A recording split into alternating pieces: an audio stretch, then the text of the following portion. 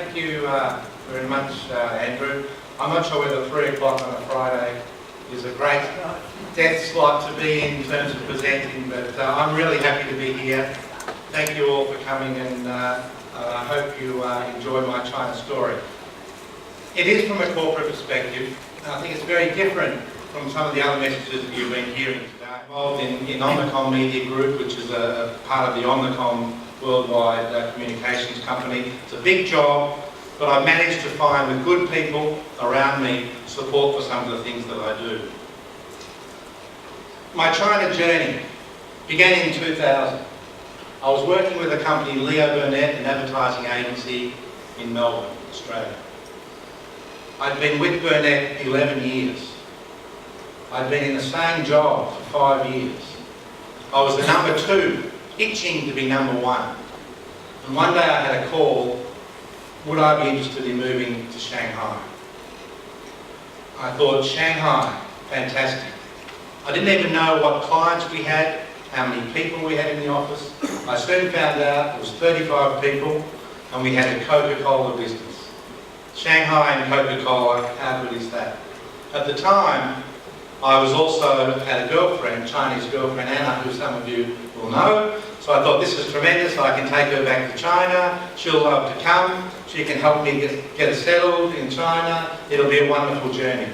Little did I know that I had to marry her to get her to come back. So I tell people that I'm one of the few guys in China to bring a Chinese girl back, whereas many of them take one out. But she's been a wonderful support for me and helped me acclimatise, and really I couldn't do without it.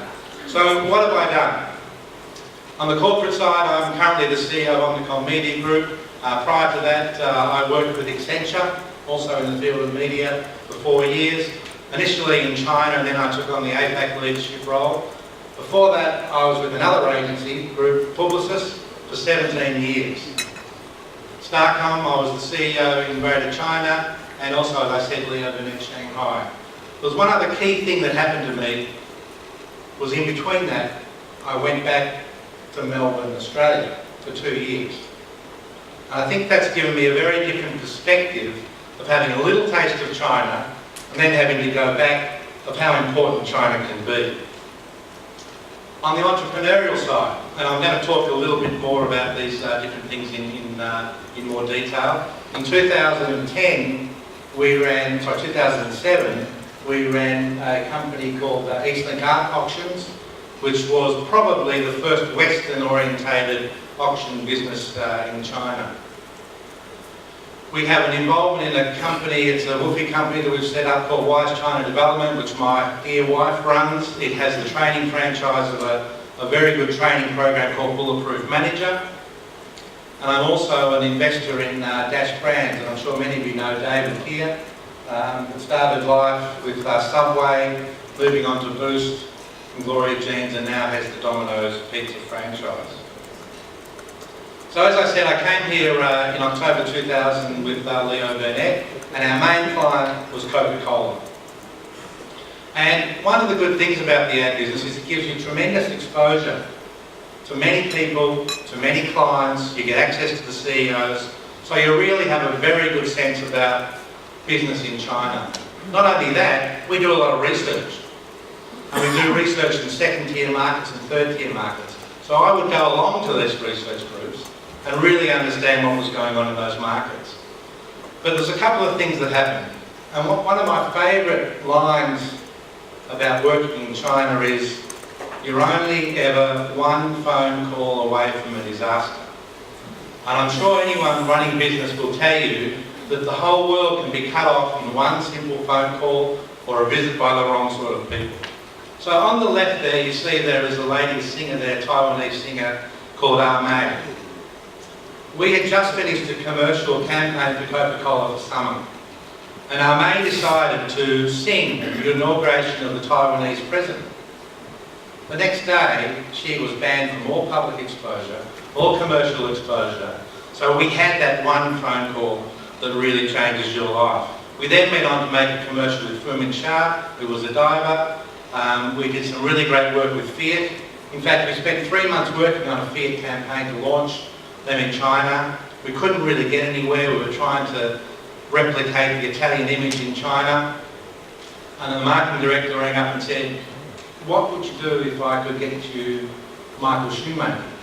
For 2 days in China, could you make a commercial? Which obviously the answer was yes, and we made a commercial about Michael Shoemaker.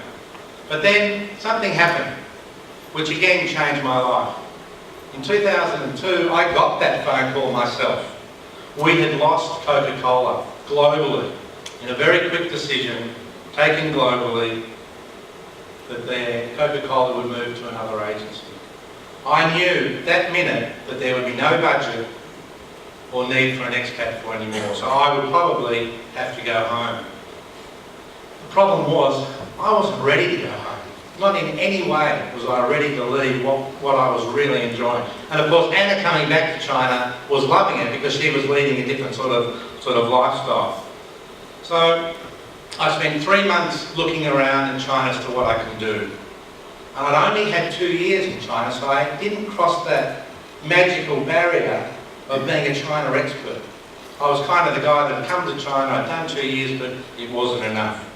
So at the same time, the publicity group had offered me a job in Melbourne, my hometown. And in fact, it was a job that I'd always kind of wanted.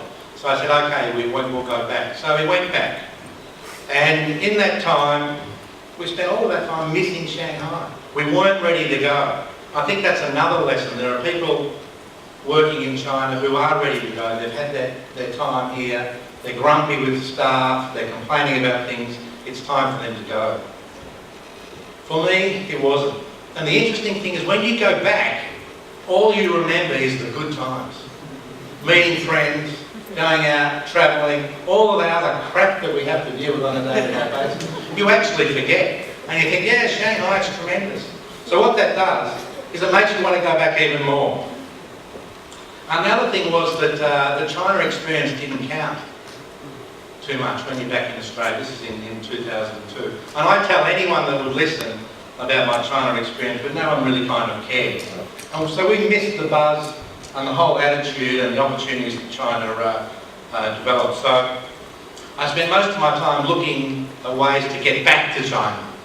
And there were 2 things that I noticed in Australia were very different since the time that I left. One was Boost Juice.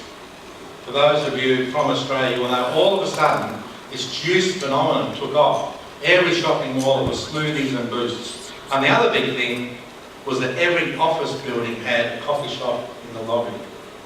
So that led me to start talking about Boost and Gloria Jeans, which is interesting because we came back and they were part of my Shanghai journey. However, there was one guy that was particularly interested in my China experience, which was my new boss. And he would ring me. In fact, he said no. So I said no to him twice when he actually asked me to come back to China. They needed me more in China than they needed me in Melbourne. We got to a stage once, I said no because we had to just move back to Melbourne. We bought a beach house. My daughter was 3. We kind of settled in at that time. But he kept saying, come back, come back. And I was at a global meeting, and he said, Doug, what's it going to take to get you back to China? And I said, decent housing money. Like every Aussie, we love a backyard, and I wanted to get a backyard for my daughter. So he said, how much? And I told him how much. He came back 3 minutes later and said, done, you're on. I then rang Anna back and said, we're coming back to China. So we did. So in March 2005, we were back. I was back running Starcom, a big agency, bigger than what I was running at Leo Burnett, had the P&G business. It was very, very challenging in 2005. I stayed with them 2 years, and then we decided to part ways on the basis that I couldn't deliver what they wanted because their expectations of 40% growth were far too high.